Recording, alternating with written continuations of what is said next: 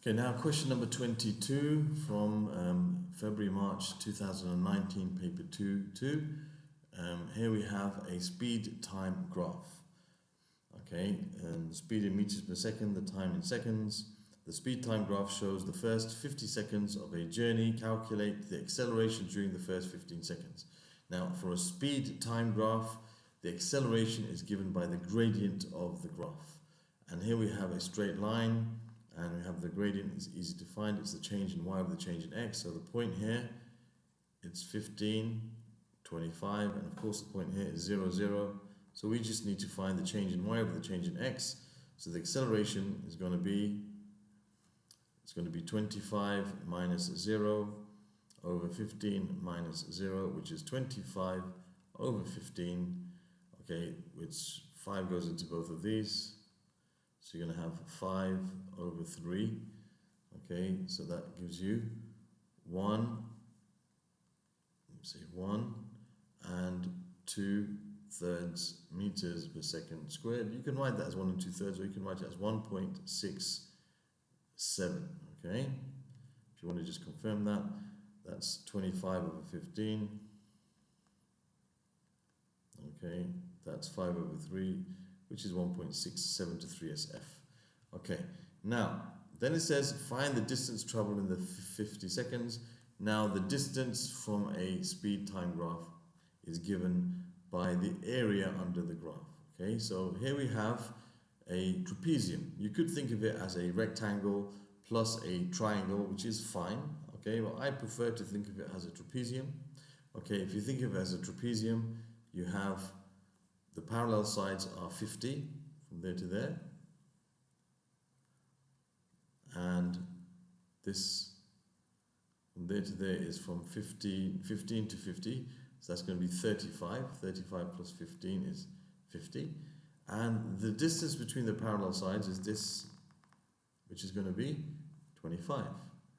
And the area of a trapezium, the way I like to memorize it, is equal to the distance between the parallel sides, which I call h, over 2 times the sum of the parallel sides, which is called a and b.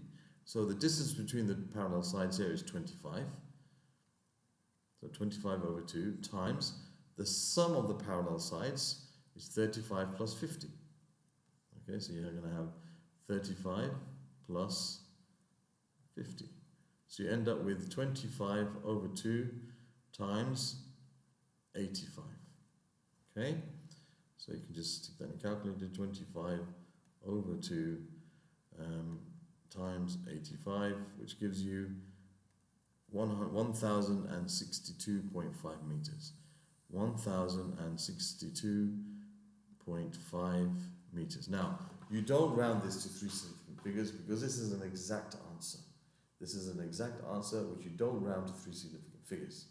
Okay, so you leave it as it is. Okay? Now, next, I'll do that on the next video. Shall I do it now? I'll do it now, why not? Okay, because it's just this question here. Okay, so now, question number 23, part A. It says A is a point 23 and B is a point 7 minus 5. Find the coordinates of the midpoint of AB. Now, the midpoint of AB is the average of the x coordinates and the average of the y coordinates between A and B. Okay, so the average of the x coordinates is 2 plus 7 divided by 2. And the average of the y coordinates is 3 plus minus 5 divided by 2.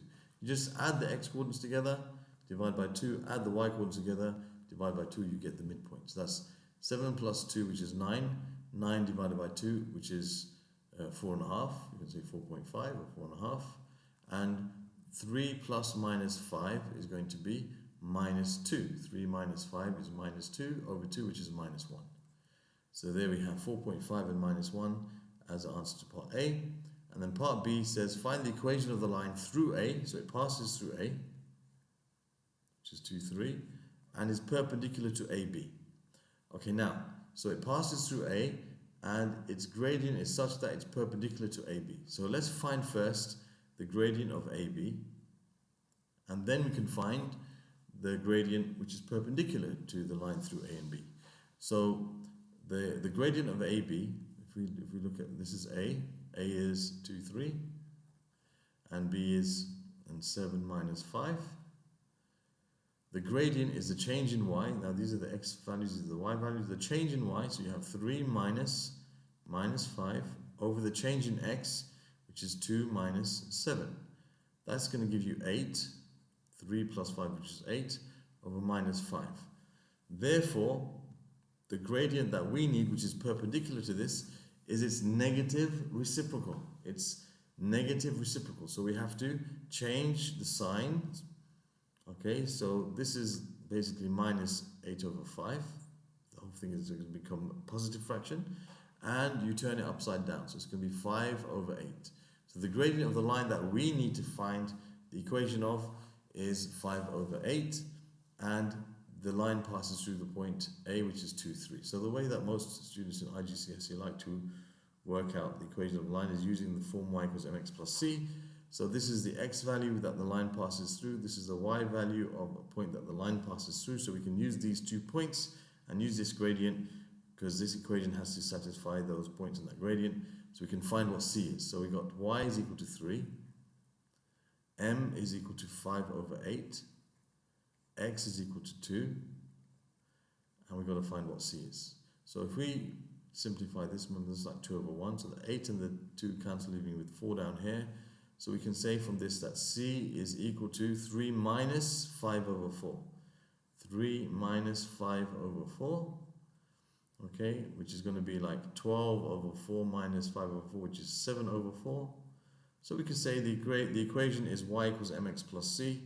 Now we know what m is, and now we know what c is. M is 5/8 and c is 7 over 4. So we want to write it in the form y equals mx plus c. So you're going to have y equals 5 over 8x plus 7 over 4. So y equals 5 over 8x plus 7 over 4. And the next question I'll do in the next video.